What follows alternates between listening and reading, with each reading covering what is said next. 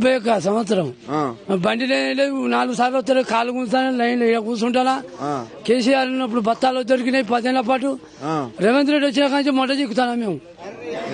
ఎందుకు అంత బాధ వచ్చింది మీకు మాకు ఎందుకో బత్తాలు దొరుకుతలేవు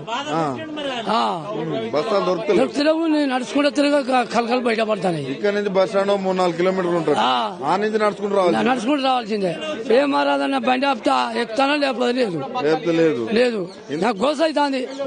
మార్పు అన్నారు రైతును రాజు చేస్తాం అన్నారు ఏది రాజు లేదు ఏం లేదు నాకు గోస రేవంత్ రెడ్డి పరిపాలన ఎట్లా ఉంది ముందష్ట పరిపాలన ఇది ముందష్ట పరిపాలన ఎందుకట్లా కేసీఆర్ 10 ఏళ్ళు ఏకదాటికి ఇచ్చిన బత్తాలు నాకు గోస సుధన ముడుతుంది ఏడు చేసి రాజీనామా ఇస్తా ఇట్లా వయసులకు నా శాత కాదు అప్పుడు కేసీఆర్ ఉన్న పరిస్థితులు అయితే చేద్దును కానీ ఇప్పుడైతే ఇబ్బంది అవుతుంది సాబ్ అవుతుంది ఎట్లా మీకు రైతు భరోసా 7,500 అన్నాడుగా అసలే తెలియదు ఇప్పుడు ఈ ఓట్లు వచ్చినాయి కాబట్టి ఇప్పుడు ఇచ్చిండు అప్పుడు ఇయ్యలే యాసింగ్ 0 వానకాలం 0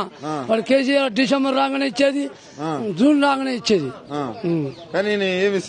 ఇస్తలేడు ఇన్ని పరిస్థితులు ఉంటే రైతు ఎట్లా బతకాలన్నా వచ్చే గాలిలో పోతాడు ఇక 2 నెలలకైతే పోతాడు 2 నెలలకైతే పోతాడు 2 సంవత్సరాలకు మరి 5 ఏళ్ళు ఉంటాడు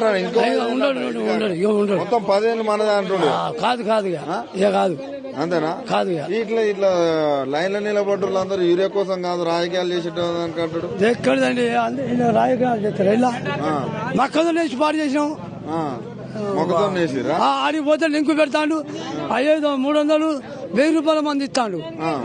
ఖర్చులు ఎక్కువ అవుతాయి మరి ఆ ఖర్చులు తగ్గట్టు మొక్కజొన్నకు రేట్ అన్న ఉంటుందా రేట్ అంటే ఇక గట్టిన మొక్కజొన్నకు ఒకటే ఉన్నది అన్నిట్లో లాస